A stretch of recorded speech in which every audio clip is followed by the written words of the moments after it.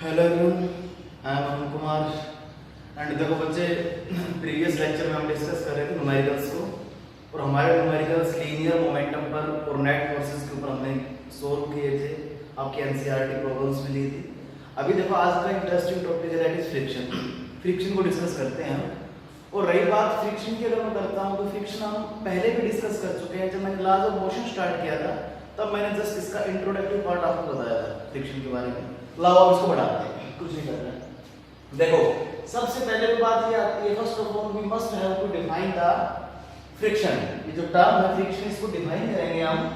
तो फ्रिक्शन को समझने के लिए देखो जस्ट आप एक बात समझिए कि ये जस्ट एक ओपोजिंग फोर्स होता है। अपोज समझते हो ना, विरोध करना, किसी भी चीज का अपोज करना होता है। कब? जब दो बॉडीज के बीच में, ये याद रखना, दो बॉडीज के बीच में क्या हो, रिलेटिव मोशन। इस वजह से आप डिफाइन कर सकते हैं फ्रिक्शन को कि if there is a relative motion between two bodies, on that time a force will come on play and that force is known as opposing force and frictional force. आप उसको opposing force भी बोल सकते हैं, आप उसको frictional force भी बोल सकते हैं। क्लियर? अभी आज हम डिस्कस करेंगे causes of friction, types of friction, different terms used in friction की को डिस्कस करते हैं। बड़ी इजीली देखो मैं बताता हूं आपको बात। अब देखो सामने आपको दिखाई दे रहा है, ये कोई आपका बॉक्स है और इस बॉक्स में जस्ट अभी मैंने फोर्स की वैल्यू नहीं ली है कि मैंने इसकी वैल्यू 5 न्यूटन लगाया है या 20 न्यूटन फोर्स अप्लाई किया है। इसका मैंने कोई डिस्कस नहीं किया है। जस्ट सिंपली आपका कोई बॉक्स है और इसका खुद का कोई अपना मास है दैट इज 10 kg। और अब क्या होगा कि हमने जैसे ही इस बॉक्स पर एक फोर्स अप्लाइड किया है फॉरवर्ड डायरेक्शन में, आगे की डायरेक्शन में, और ये जो आपका बॉक्स है ये आपका सरफेस के साथ क्या है, कांटेक्ट में है, सरफेस के साथ कांटेक्ट में है। तो होना कुछ भी नहीं है, जैसे ही हम इस बॉक्स पर फोर्स अप्लाई करेंगे तो ये बॉक्स मूव करना स्टार्ट करेगा फॉरवर्ड डायरेक्शन में। और जब ये मूव करेगा तो देखो यहाँ पर एक रिलेटिव मोशन होगा। रिलेटिव मोशन का मतलब समझते हैं ना, ये आपका सरफेस है, बॉक्स इसके साथ क्या है, एक तरह से रिलेशन में है। इन दोनों के बीच अगर मैं बात करता हूं तो जो आपका बॉक्स है वो एक रिलेटिव मोशन रखेगा बिटवीन द टू सरफेसेस। एक सरफेस बॉक्स का हो जाएगा, एक सरफेस आपका ग्राउंड का हो जाएगा। तो जो आपका बॉक्स का जो एक्सेलरेशन होगा वो आगे की साइड होगा और यहीं पर ही एक फोर्स जनरेट होगा। उस फोर्स को हम फ्रिक्शनल फोर्स बोलेंगे, जो बिल्कुल पैरेलल रहेगा। देखो किसके, सरफेस ग्राउंड, जो आपका ग्राउंड सरफेस है उसके एकदम पैरेलल रहेगा, या कह सकते हैं टेंजेंशियली एक्ट करेगा। कहां पर? बिल्कुल इसके बॉटम ऑफ द सरफेस के ऊपर। समझा मेरी बात? तो यहां से दो बातें क्लियर हो गई है। फर्स्ट ऑफ ऑल यहां पर जैसे मोशन हुआ तो यहां पर एक अपोजिंग फोर्स था, वो बैकवर्ड डायरेक्शन में किसके पैरेलल, आपके सरफेस के पैरेलल एक्ट किया और वो फोर्स था that is known as frictional force. Okay, अब बात ये आती है कि भाई मेन कॉजेस क्या रहते हैं, मेन कारण क्या रहते हैं फ्रिक्शनल फोर्स के। तो देखो आप कह सकते हो कि एक टर्म होती है दैट इज द रफनेस। अगर आपके बोथ सरफेस रफनेस रखते हैं, उनके पास रफ है, तो उनके बीच में जो इंटरलॉकिंग होगी वो काफी हद तक स्ट्रॉन्ग हो जाती है अगर रफनेस हम इंक्रीज करते हैं तो देखिए बोलता है roughness of the surface due to interlocking between the surface of, जो कांटेक्ट में थे उनके बीच में, जैसे मान लो ये आपका एक सरफेस है, दूसरा सरफेस में एक चौक ले लेता हूं, इन दोनों के बीच में अगर रफनेस है तो आप ये मानिए इस टाइप से, इन दोनों के बीच में क्या हो जाएगी, इंटरलॉकिंग हो जाएगी दोनों सरफेस के बीच में।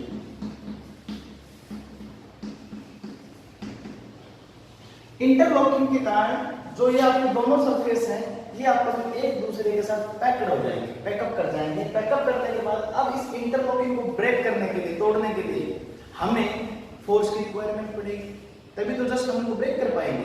तो हम कह सकते हैं कि जो आपकी रफनेस है सरफेस की, या जो इंटरलॉकिंग है बिटवीन बोथ सरफेसेस, ये भी एक मेन रीजन रहता है किसके लिए, फ्रिक्शन के लिए। अब देखो मैं छोटा सा एग्जांपल देता हूं कि डायरेक्शन होते हैं किसके, tangent to the surface of the contact. ये सरफेस ऑफ द कांटेक्ट अगर आपसे फ्रिक्शन की डायरेक्शन के बारे में डिस्कस करता है तो आप क्लियरली कह सकते हैं कि जो डायरेक्शन ऑफ द फ्रिक्शन होती है वो जस्ट टेंजेंशियल होती है किसके, ये जो आपका कांटेक्ट जिसके सरफेस पे कांटेक्ट में है उसके टेंजेंशियल एक्ट करेगी। आई थिंक यहां तक क्लियर है, मैंने कुछ ज्यादा यहां पर एक्सप्लेन नहीं किया है। जस्ट मैंने फ्रिक्शन को डिफाइन किया है, कॉजेज ऑफ फ्रिक्शन बताए हैं जिसमें इंटरलॉकिंग प्लस रफनेस का डिस्कस हुआ है। थर्ड टॉपिक जस्ट मैंने लिया है छोटा सा point, that is the direction of friction. ठीक है, अब इसी में देखिए आप, मैं इंटरलॉकिंग और फोर्स की मैं बात करता हूँ किसी भी सरफेस के ऊपर, किसी भी बॉक्स पे, वो एक दो डिस्कस करता हूँ।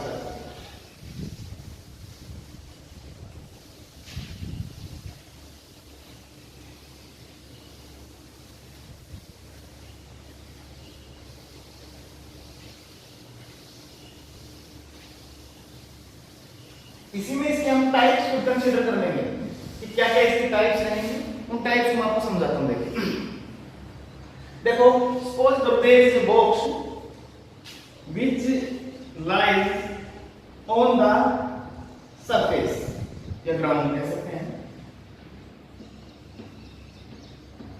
Okay, after that suppose it have a weight of 5 kilogram, 5 KGs का वेट है। अब मैंने इस पर जस्ट क्या किया है, एक फोर्स अप्लाई किया है forward direction that is 2 Newton.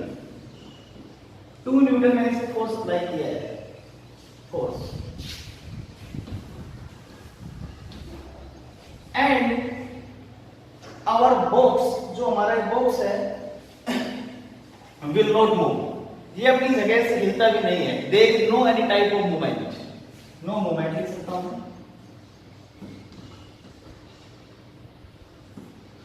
No movement किसमें, इन द बॉक्स। ठीक है, यहां पर किसी भी टाइप की कोई मूवमेंट नहीं है इस बॉक्स के अंदर। सेकंड में केस लेता हूं, सेम आपका एक और अनदर एक बॉक्स है, सेम आपको ग्राउंड पे लाई करना है, 10 किलोग्राम वेट है, 20 न्यूटन मैंने इस पर फोर्स अप्लाई किया है, और जो आपका बॉक्स है, after the application of 20 newton force it just start to move. मैंने एक टर्म यूज किया that is the just start to move, तो ये तो इसको जस्ट स्टार्ट टू मूव। ठीक है, और एक थर्ड केस मैं यहीं पे ले रहा हूं, उसके अंदर सेम आपका एक और बॉक्स रहेगा, और सपोज करो इसका वेट 8 किलोग्राम है मास, और मैंने इस पे 30 न्यूटन अगेन फोर्स अप्लाई किया है। जैसे ही मैं इस पे 30 न्यूटन फोर्स अप्लाई करूंगा, वो केस में दोबारा यहां लिख रहा हूं, ये 30 न्यूटन 8 किलोग्राम। अब क्या होगा, सपोज करो इसके अंदर एक प्रॉपर वेलोसिटी आ जाएगी, ये प्रॉपर वेलोसिटी से मूव करना स्टार्ट कर देगा।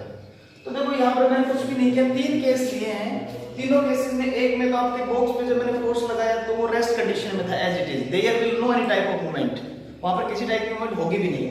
दूसरा केस क्या लिया था मैंने कि जस्ट जैसे ही मैंने 20 न्यूटन फोर्स अप्लाई किया था 10 किलोग्राम के ब्लॉक पर, तो it just start to move, इसने जस्ट मूव करना स्टार्ट किया था। सेकंड केस ये था, और थर्ड केस हमारा क्या था, ये वाला था कि जैसे 30 न्यूटन मैंने फोर्स अप्लाई किया 8 किलोग्राम के ब्लॉक पर, ये प्रॉपर तरीके से एक्सेलरेट हो चुका था। ठीक है, इसी बिहाफ पर अब हम इसको कैटेगराइज करेंगे, इसके बेसिक टाइप्स क्या हैं, इसकी बेसिक टाइप्स क्या है।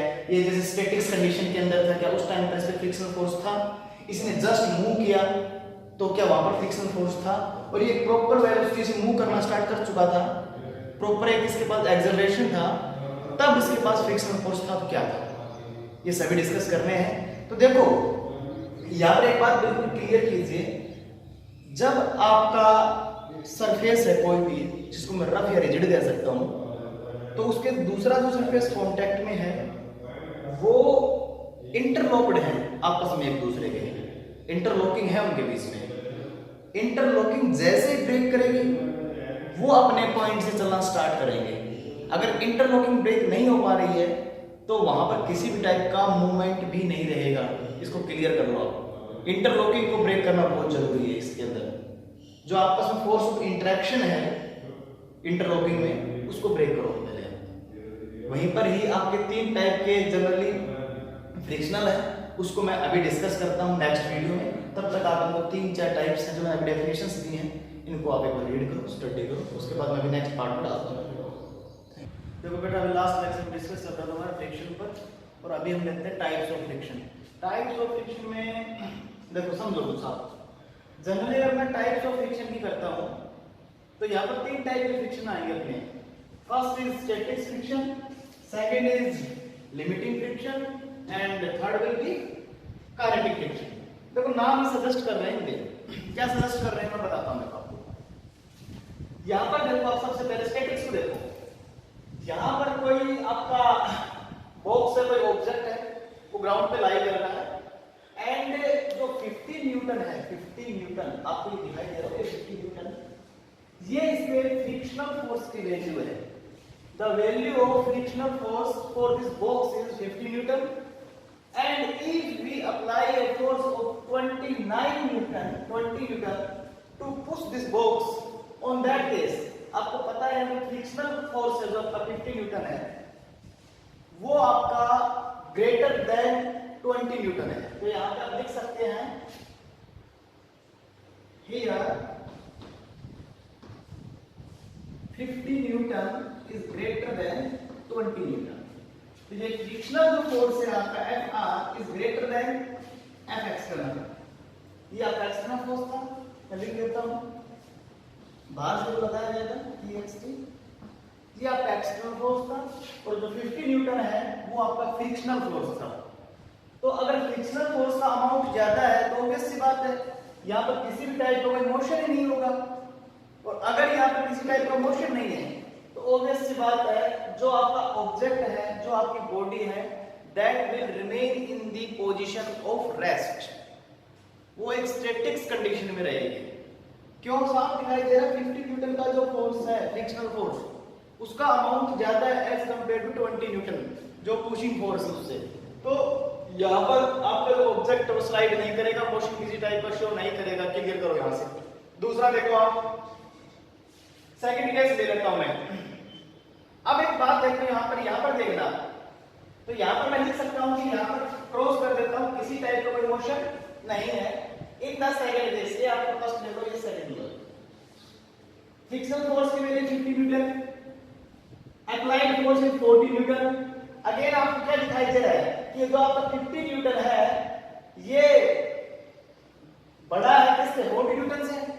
50 Newton is greater then 40 Newton. अगर ये 50 न्यूटन फ्रिक्शनल फोर्स आपका बड़ा है किससे, 40 न्यूटन से, तो अगेन आपका जो ऑब्जेक्ट है, आपकी जो बॉडी है, दैट विल नॉट मूव, वो किसी भी टाइप का मोशन नहीं शो करेगी।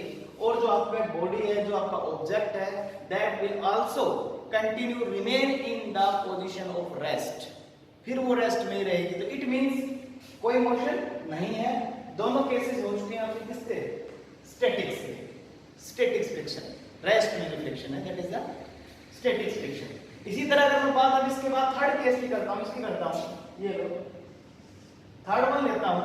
जो थर्ड केस है इसके अंदर देखो 50 न्यूटन फ्रिक्शनल फोर्स है और अगेन 50 न्यूटन आपका अप्लाइड फोर्स है जो इसको पुल या पुश करेगा। इसके बाद जैसे ही आपने यहाँ 50 न्यूटन अप्लाई किया तो आपका ऑब्जेक्ट क्या किया, जस्ट स्टार्ट टू मूव। क्यों, क्योंकि यहाँ पर जो इंटरलॉकिंग थी, इंटरलॉकिंग बिटवीन बोथ सरफेस, जो इंटरलॉकिंग थी, जो आपका रफ सरफेस है या बोथ जितने दो सरफेसेस हैं, बीच से जो इंटरलॉकिंग थी वो जस्ट क्या हुई है, ब्रेक कर गई है, जस्ट टूटी है। और जैसे इंटरलॉकिंग ने ब्रेक किया है, आपका object just start to move हुआ है, जस्ट स्टार्ट टू। इस बात पे ध्यान देना। यहाँ पर एक बात और भी, एक पॉइंट और भी रेज होगा यहाँ पर। वो पॉइंट क्या रेज होगा, अगर मैं ये कह दूं, अगर मैं ये बोलता हूं कि अगर मैं स्टैटिक्स फ्रिक्शन की मैक्सिमम वैल्यू रखता हूं, अगर मैं स्टैटिक्स फ्रिक्शन की, जो हमने डिस्कस किया था स्टैटिक्स फ्रिक्शन में, अगर मैं इसकी मैक्सिमम वैल्यू लेता हूं तो उस पे क्या होगा, स्टैटिक्स से मतलब रेस्ट पे, और रेस्ट की मैक्सिमम वैल्यू क्या होगी, just move to start. Just object ने स्टार्ट करना स्टार्ट किया है, जस्ट ऑब्जेक्ट ने मूव करना स्टार्ट किया है, वो आपके स्टैटिक फ्रिक्शन की मैक्सिमम वैल्यू होगी। तो आप ये भी कह सकते हैं कि जैसे ही आपका ऑब्जेक्ट स्टार्ट करना मूव करना स्टार्ट करता है उसको हमने बोला तो क्या लिमिटिंग फ्रिक्शन। और अगर मैं ये बोलता हूं कि the maximum value of static friction that will also be limiting friction. तो मैं लिख रहा हूं, यहां पर देखना, यहां लिख देता हूं द मैक्सिमम वैल्यू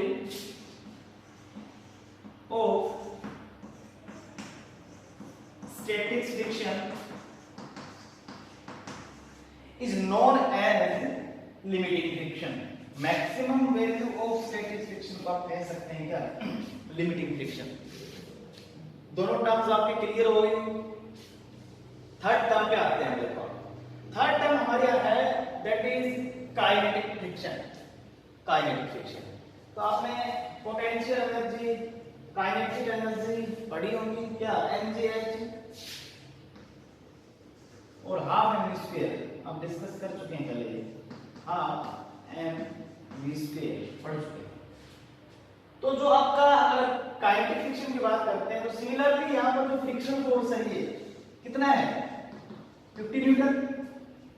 ओके, और जो यहाँ पर आपका एक्सटर्नल फोर्स जो आपने अप्लाई किया है 50 न्यूटन, जो फ्रिक्शन फोर्स वाला ऑब्जेक्ट था, इस पे जो आपने फोर्स अप्लाई किया है actual that is the 60 newton. आपको साफ दिख रहा है क्या, 60 newton is greater than 50 newton, 60 newton is large than 50 newton, amount of 60 newton is more than 50 newton. तीनों केसेस में कुछ भी आप ले सकते हैं। तो यहां पर जो आपका ऑब्जेक्ट है ये क्या करेगा, मोशन में आ जाएगा प्रॉपर तरीके से। जो लिमिटिंग फ्रिक्शन था उसमें क्या हुआ था, जस्ट आपका ऑब्जेक्ट स्टार्ट टू मूव हुआ था, जस्ट उसने स्टार्ट किया था मूव करने के लिए। बट जैसे आपने यहाँ पर अप्लाइड फोर्स का वैल्यू बढ़ा दिया है, काफी बढ़ा दिया है, तो जो आपका फ्रिक्शनल फोर्स है वो लेस हो गया है इससे, एक्सटर्नल फोर्स से, और आपका ऑब्जेक्ट है वो एक प्रॉपर तरीके से मोशन को गेन कर लेगा। और इस दौरान जो आपका फ्रिक्शन रहेगा that friction is known as kinetic friction. Clear है? यानी कहने का मतलब साफ साफ यहाँ पर ये है कि जो आपका फ्रिक्शनल फोर्स है जो किसी भी ऑब्जेक्ट पर वर्क कर रहा होता है उसका अमाउंट आपको कंपेयर करना है उस ऑब्जेक्ट पर जो एक्सटर्नल या एक्स का फोर्स लग रहा है, जो उसको फॉरवर्ड या बैकवर्ड डायरेक्शन में पुल या पुश करने की ट्राई करेगा। उसी व्याप पर आप कैटेगराइज कर लेंगे स्टैटिक फ्रिक्शन, लिमिटिंग फ्रिक्शन और काइनेटिक फ्रिक्शन। एक बात ये बिल्कुल याद रखना, the maximum value of static friction will be limiting friction. ये काफी इंपॉर्टेंट पॉइंट है, मैंने लिखा था the maximum value of the static friction is known as limiting friction. तो आज के लिए हमारे टाइप्स कंप्लीट हो चुके हैं, इतना ही है। Thank you. प्रीवियस लेक्चर में हम फ्रिक्शन को डिस्कस कर रहे थे, फ्रिक्शन को आगे बढ़ाते हैं। आज का अपना बच्चा टॉपिक रहेगा applied force and frictional force. काफी इंपॉर्टेंट टॉपिक है applied force and frictional force. जो बेसिक डिफरेंस है उसको हम समझते हैं क्या होता है बेसिक डिफरेंस अप्लाइड फोर्स और फ्रिक्शनल फोर्स। देखो लास्ट टाइम हम डिस्कस कर रहे थे वो ये था, सपोज करो यहाँ पर आपका कोई ब्लॉक है और जो ब्लॉक है उसका अप्लाइड फोर्स है, उसको मूव करने के लिए जो रिक्वायर्ड फोर्स है दैट इज फोर्स 70 न्यूटन। क्या है, 70 न्यूटन।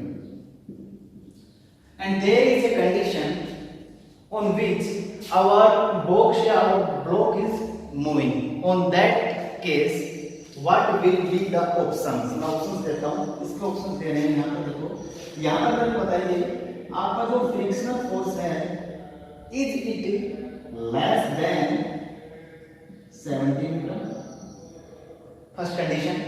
सेकंड कंडीशन आपका जो फ्रिक्शनल फोर्स है greater than 70 newton. And third condition is your frictional force is equal to 70 Newton.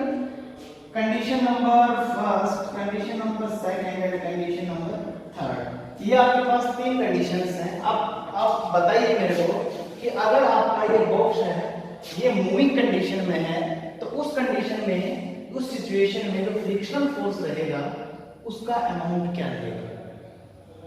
मैं बताता हूँ। देखो प्रीवियस लेक्चर में हमने डिस्कस किया था, इसी के बारे में डिस्कस किया था, जब तक आपका ऑब्जेक्ट, जब तक आपका ब्लॉक, जब तक आपकी बॉडी स्टैटिक्स कंडीशन में रहती है, स्टैटिक्स कंडीशन में रहती है, तब तक आपका जो अप्लाइड फोर्स होता है, जो एक्सटर्नल फोर्स होता है, जो ब्लॉक पे अप्लाई किया गया है, that will be always equal to frictional force, अगर स्टैटिक्स कंडीशन में है तब तक। अगर जस्ट आपका block just start to move on, just move on होने वाला है, उस कंडीशन में आपका जो स्टैटिक्स फ्रिक्शन है वो लिमिटिंग फ्रिक्शन के इक्वल आ जाता है। क्यों? जस्ट वहां पर दोनों सरफेसेस के बीच का जो इंटरलॉकिंग है वो ब्रेक हो जाती है, ब्रेक होना स्टार्ट हो सकती है कह सकते हो, या ब्रेक हो जाती है कह सकते हो। तो यहाँ पर बिल्कुल क्लियर करो, अगर मैंने पहले बोला है कि our block is in moving condition, move on, moving condition में आपका ब्लॉक मूविंग कंडीशन में, अगर आपका ब्लॉक मूविंग कंडीशन में है तो ऑब्वियस सी बात है जो आपका फ्रिक्शनल फोर्स है वो आपके अप्लाइड फोर्स से लेस है, कम है जो फ्रिक्शनल फोर्स है। अगर आपका ऑब्जेक्ट में स्टैटिक्स कंडीशन में बोलता, एट रेस्ट बोलता, तो उस केस में आप कह सकते थे कि आपका जो फ्रिक्शनल फोर्स का अमाउंट है वो अप्लाइड फोर्स के अमाउंट के इक्वल है। आप मोर देन नहीं बोल सकते हैं, अप्लाइड फोर्स से मोर देन नहीं बोल सकते, इक्वल तक बोल सकते हैं अगर आपका ऑब्जेक्ट, अगर आपका block statics and at rest condition है। आई थिंक ये क्लियर हो गया होगा यहाँ से आपका। अब देखो बड़ा इंपॉर्टेंट है, हम एक ग्राफ को डिस्कस करेंगे between the applied force and the frictional force, और मैंने इसी से आपको बताना है, जो आपको सामने सेकंड ब्लॉक दिखाई दे रहा है 40 मीटर के साथ में, फोर्स के साथ में। अब आप एक बात देखिए, ये आपका रेस्ट में है, इस कंडीशन को आप नोट कीजिए, रेस्ट में आपका ब्लॉक अगर फिलहाल रेस्ट में है, इट मींस अगर आप ये रेस्ट में है तो मैं यहाँ पर अगर फ्रिक्शनल फोर्स की बात करता हूँ तो वो भी क्या रहेगा 40 मीटर। यहाँ पर अगर आपका जो बॉक्स है वो रेस्ट कंडीशन में है तो रेस्ट कंडीशन में, स्टैटिक्स कंडीशन में जो आपका अप्लाइड फोर्स होता है, रिक्वायर्ड अप्लाइड फोर्स होता है, वो ऑलवेज फ्रिक्शनल फोर्स के इक्वल होता है। इसको बिल्कुल माइंड में क्लियर कर दो, ठीक है ना। तो रेस्ट में है तो फ्रिक्शनल फोर्स भी यहाँ पर क्या रहेगा,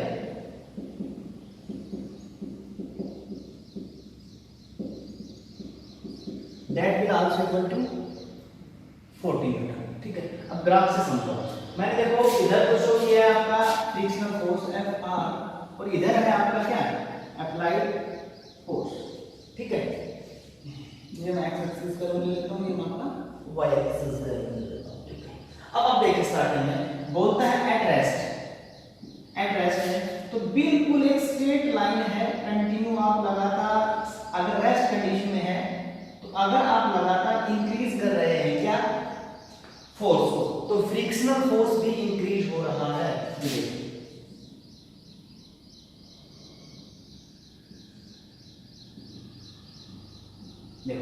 अप्लाइड फोर्स इंक्रीज कर रहे हैं तो यहां पर लगातार फ्रिक्शनल फोर्स भी इंक्रीज हो रहा है, ठीक है।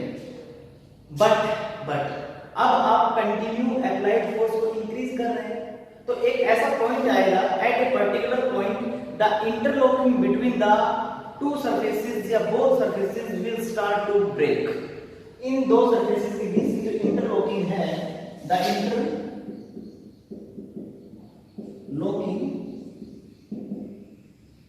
will start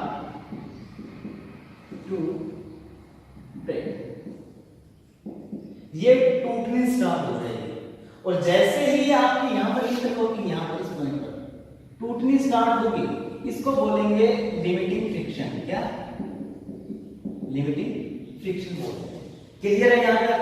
स्टैटिक फ्रिक्शन, और मैंने बताया था the maximum value, the maximum value of static friction is known as limiting friction, ठीक है।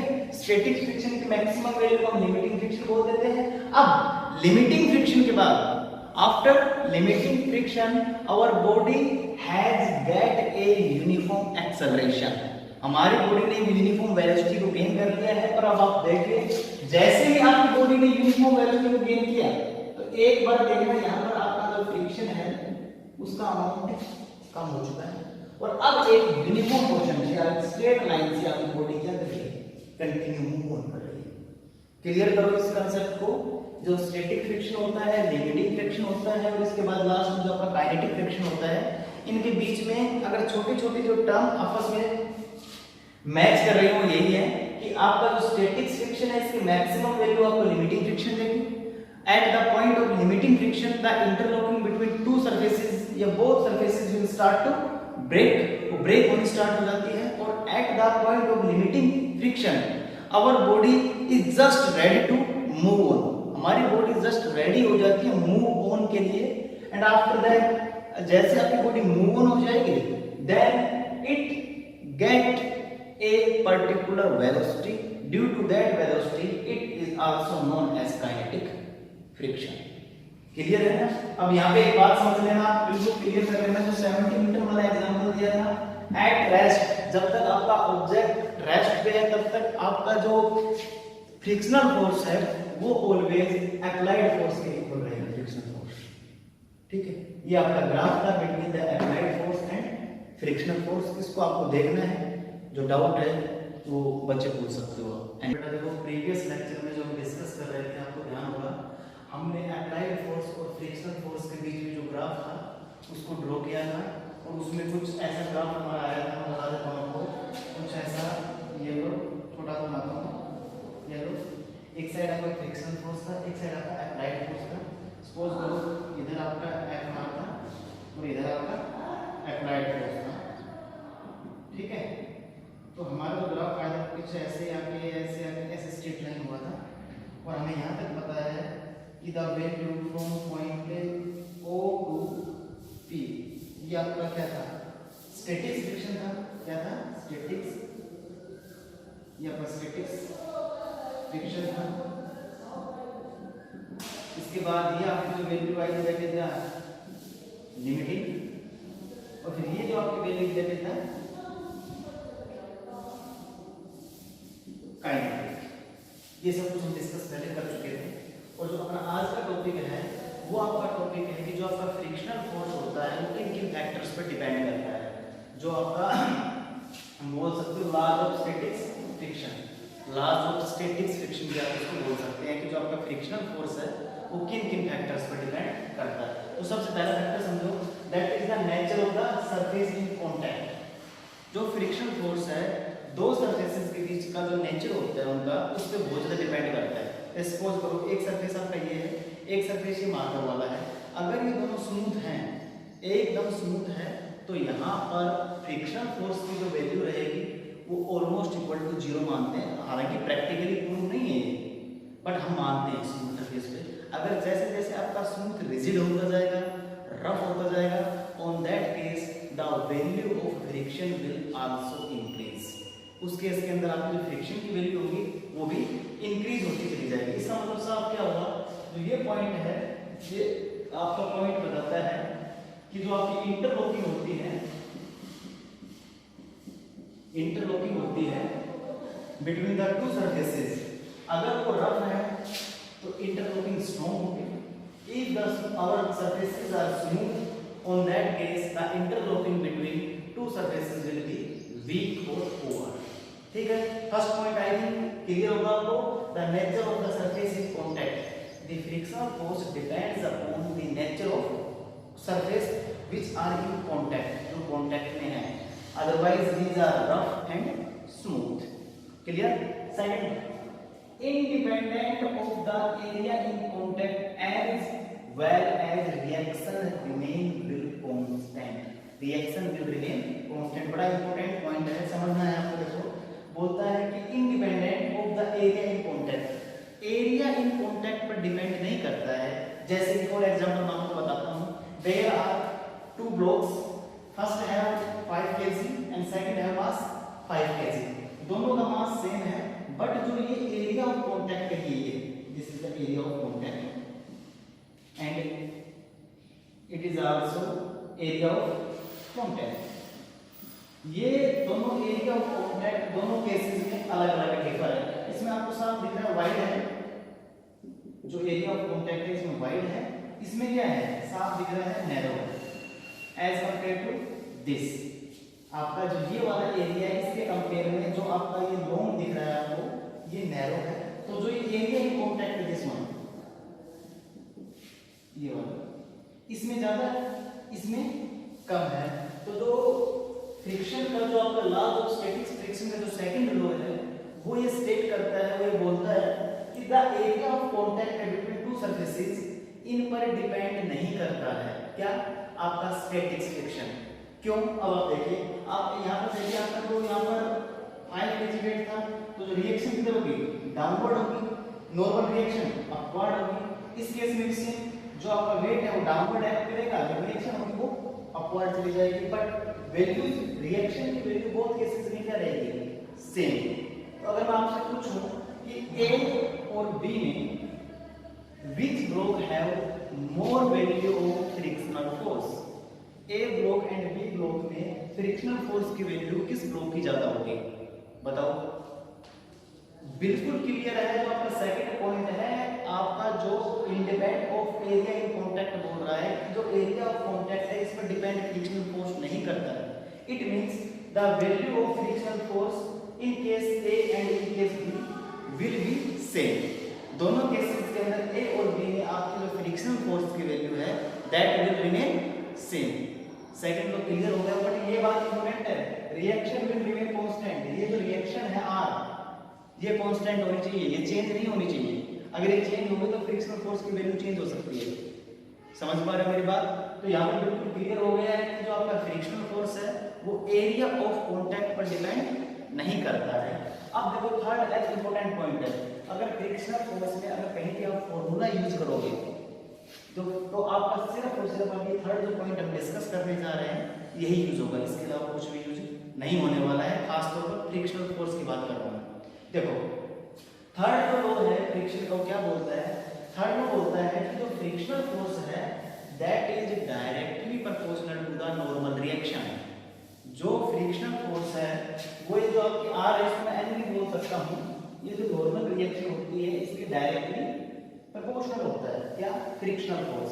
इट मींस क्या होगा, अगर आपका ऑब्जेक्ट, अगर आपका सरफेस ऑफ कांटेक्ट रेस्ट में है तो हम उसको क्या बोल देंगे, एफएस, स्टैटिक्स का कंडीशन आ जाएगा। Frictional force is statics condition, rest की कंडीशन में। तो जब आप इस कांस्टेंट को हटाओगे तो यहां पर आपका आता है म्यू, म्यू आएगा। Mu is known as coefficient of friction. जो आपका म्यू है that will be known as coefficient of friction if our object is in static condition, if our particle is in rest condition, on that condition, on that case that mu is written as µs। µs बोले तो coefficient of static friction, s suggest for static condition। जो ये आपका s alphabet है यहाँ पे statics को show करेगा। Similarly if our object, if our body is in moving condition, अगर आपकी बॉडी मूविंग कंडीशन में है, अगर आपकी बॉडी रनिंग कंडीशन में है, on that case mu s की जगह आप क्या करोगे, mu k, क्योंकि काइनेटिक फिजिक्स चला जाएगा क्योंकि आपकी मोशन में है बॉडी, समझ रहे हो। तो यहाँ पर जो आपका फ्रिक्शनल फोर्स होगा that is also known as mu, sorry, Fk is equal to mu k, coefficient of kinetic friction चला जाएगा, and that will multiply by n, n is the normal reaction। यहाँ पर आप r भी लिख सकते हैं, बट आप नॉर्मल रिएक्शन के ना तो n ज्यादा बेटर रहेगा, n को यहाँ पर लिखिए। तो आपका यहाँ पर कोएफिशिएंट ऑफ स्टैटिक फ्रिक्शन आ चुका है, कोएफिशिएंट ऑफ काइनेटिक फ्रिक्शन आ चुका है। इसी तरह से अगर बात मैं करता हूँ म्यू की, if we are talking about, if we will talk about the mu, तो म्यू की अगर मैं बात करता हूँ जिसको हमने coefficient of statics plus kinetic friction कहा है, इसकी वैल्यू की मैं अगर बात करता हूँ तो अगर आपका सरफेस स्मूथ है, अगर आपका सरफेस स्मूथ है, मैं यहाँ लिखता हूँ, अगर आपका सरफेस स्मूथ है, स्मूथ सरफेस, उस केस में क्या होगा, म्यू इज इक्वल टू 0, आपका म्यू 0 माना जाएगा। अगर आपका सरफेस स्मूथ है उस कंडीशन के अंदर म्यू की वैल्यू को 0 ले लेंगे। अब आपको ऑलरेडी पहले भी पता है कि जैसे जैसे आपकी बॉडी मोशन में एक्सेलरेट होती जाएगी तो फ्रिक्शनल फोर्स की वैल्यू भी डिक्रीज होती चली जाएगी, अगर आपकी बॉडी एक्सेलरेट होती जाएगी। ओके, तो जो फ्रिक्शन के 3 लॉ में डिस्कस कर चुका हूँ। फर्स्ट क्या था, it do not depend upon the surface of contact, ये सरफेस ऑफ कांटेक्ट पे डिपेंड नहीं करता है। दूसरा क्या करता है, सरफेस साइज ज्यादा बड़ा हो चाहे छोटा पे कोई डिपेंड नहीं करेगा। दूसरा वो ये आपको बोलता है कि नेचर ऑफ सरफेस पे डिपेंड करता है, वो रफ है या स्मूथ है। थर्ड क्या बोलता है, फ्रिक्शनल फोर्स डायरेक्टली प्रोपोर्शनल होता है नॉर्मल रिएक्शन के। इट मींस क्या है कि जो आपका प्रोपोर्शनलिटी का कांस्टेंट हटेगा, जो आपका प्रोपोर्शनलिटी का साइन हटेगा, उसके जगह इक्वालिटी का साइन आएगा, तो वहां पर आपका कोफिशिएंट ऑफ स्टैटिक फ्रिक्शन या कोफिशिएंट ऑफ काइनेटिक फ्रिक्शन आएगा। और जो आपका फोर्थ एंड फाइनल लॉ है फ्रिक्शन का, वो क्या बोलता है, it states that the direction of frictional force will be tangentially, tangential मतलब समझ रहे हो ना, कि अगर आपका सरफेस ऑफ कांटेक्ट ये है तो ये वाला, तो जो फ्रिक्शनल फोर्स की डायरेक्शन इसके बिल्कुल पैरेलल बैकवर्ड डायरेक्शन जाएगी, टेंजेंशियली बैकवर्ड जाएगी इसके सरफेस ऑफ कांटेक्ट के। ये जो डायरेक्शन है it is the direction of frictional force. Mu की वैल्यू तो हमने डिस्कस कर लिया है, क्या स्मूथ सरफेस के लिए 0 रहेगी। 4 लो है, 4 लो हमने डिस्कस कर लिया है, रफनेस और स्मूथनेस पे डिपेंड करेगा। दूसरा एरिया ऑफ कांटेक्ट पर डिपेंड नहीं करेगा, बस कंडीशन ये है कि the reaction will remain same. Third लो क्या था, थर्ड लो है कि जो फ्रिक्शनल फोर्स है वो डायरेक्टली प्रोपोर्शनल है नॉर्मल रिएक्शन के, और यहाँ पर जो कोफिशिएंट आएगा that is the coefficient of static friction या कोफिशिएंट ऑफ काइनेटिक फ्रिक्शन आने वाला है। और लास्ट एंड फाइनल था कि डायरेक्शन ऑफ फ्रिक्शन, वो आपको पता है टेंजेंशियल पैरेलल होंगे किसके, सरफेस ऑफ कांटेक्ट के। ये 4 लॉ थे आपके किसके, स्टैटिक फ्रिक्शन के। इसको डिस्कस करना है, इनके जो न्यूमेरिकल्स होंगे वो मैं नेक्स्ट लेक्चर में डिस्कस करूंगा। आपको भी नेक्स्ट लेक्चर से पहले इन न्यूमेरिकल्स को देखना। Thank you.